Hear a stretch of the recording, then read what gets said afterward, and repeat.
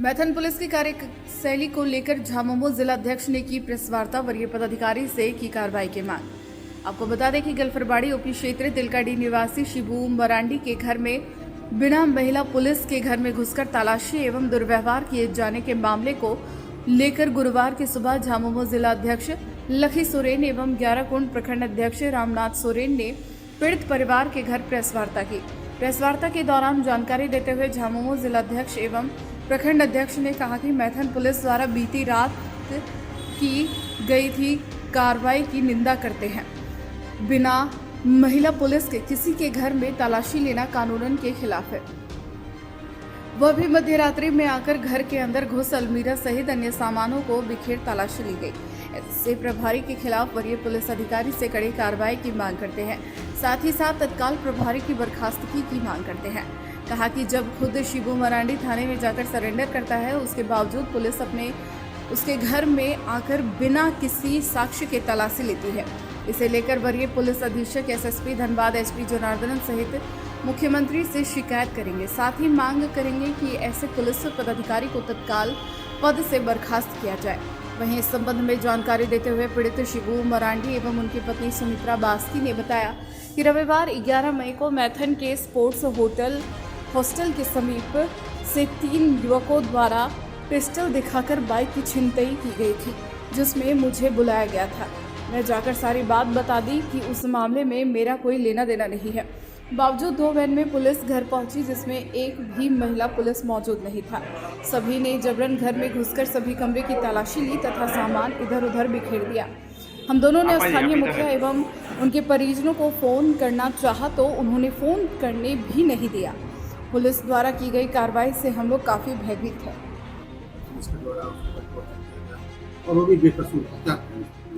देखिए, सबसे पहले बात तो मैथन क्षेत्र में यह पहला घटना नहीं है। तो दिन के उजाले में जो चोरी और छिनताई हुआ, ये दुर्भाग्यपूर्ण बात है।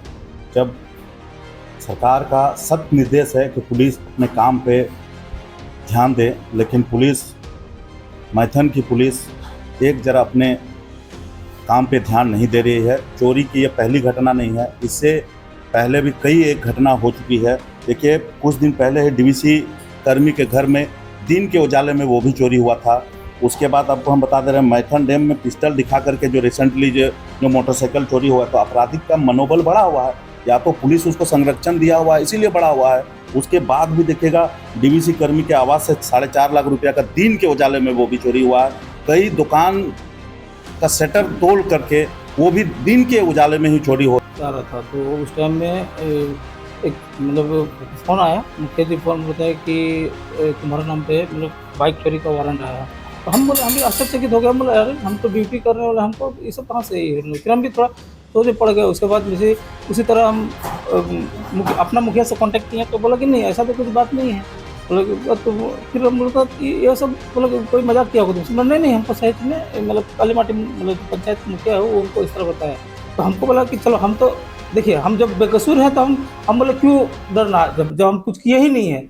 हम पूरा ढीठ होकर चले गए। सबसे पहला चीज़ कि कल का घटना हमको जैसे खबर मिला, हमने थाना परिवार से संपर्क किया और बोला कि जिस आदिवासी लड़का को आपने अरेस्ट किया, वो ICL में प्राइवेट रूप से काम कर रहा है और व्यक्तिगत रूप से मैं बस्ती के निवासी होने के नाते मैं उनका भतीजा बोलता हूँ, भतीजा है मेरा, और उसको देख लीजिए।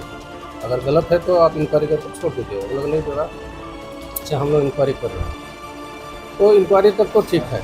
ये लड़का अपने से ही वहाँ थाना गया पूछताछ करने के लिए, क्या मेरा खिलाफ कोई वारंट है। तो बोला नहीं, आपके खिलाफ मोटरसाइकिल चोरी का मतलब कोई वारंट। तो हमने कहा कि देखिए, सबसे पहला चीज़, आदिवासी लोग के गांव में जब भी किसी तरह का घटना होता है तो गांव का मुखिया यानी कि हमारे मांझी हाड़म को पहला सूचित किया जाता है कि देखो इस गांव में ऐसा घटना हुआ, और उसका हम लोग विरोध करते हैं। आदिवासी में ऐसा परंपरा है कि कहीं पर भी कोई घर में अगर कोई झगड़ा झंझट वाला आदमी है या चोरी चमारी वाला लड़का है, तो उस घर में उसको बहिष्कार किया जाता है। ये हम लोग को परंपरा है, और आज ये परंपरा हम लोग बरकरार रखते हुए अभी भी रखे हैं। लेकिन पुलिस इस बात को जानकारी रखना चाहिए कि थाना में आप मुखिया से भी नहीं पूछताछ किए, न गांव के आदमी से पूछताछ किए और उसको अरेस्ट किए। अरेस्ट करने के बाद उसको ले गए, पूछताछ किए और हालांकि प्रताड़ित भी किए। इसके बाद अब 12 बजे 1 बजे रात में यहाँ लाए हैं।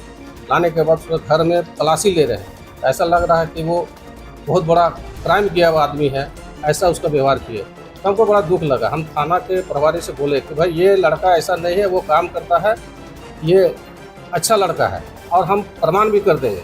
और इसके लिए वो लड़का भी प्रमाण दिया कि जिसके अंदर में खट रहा था वो अपना फ़ोन किया, इसके बाद ये छोड़ा। तो जब एक बीइंग जिलाध्यक्ष होने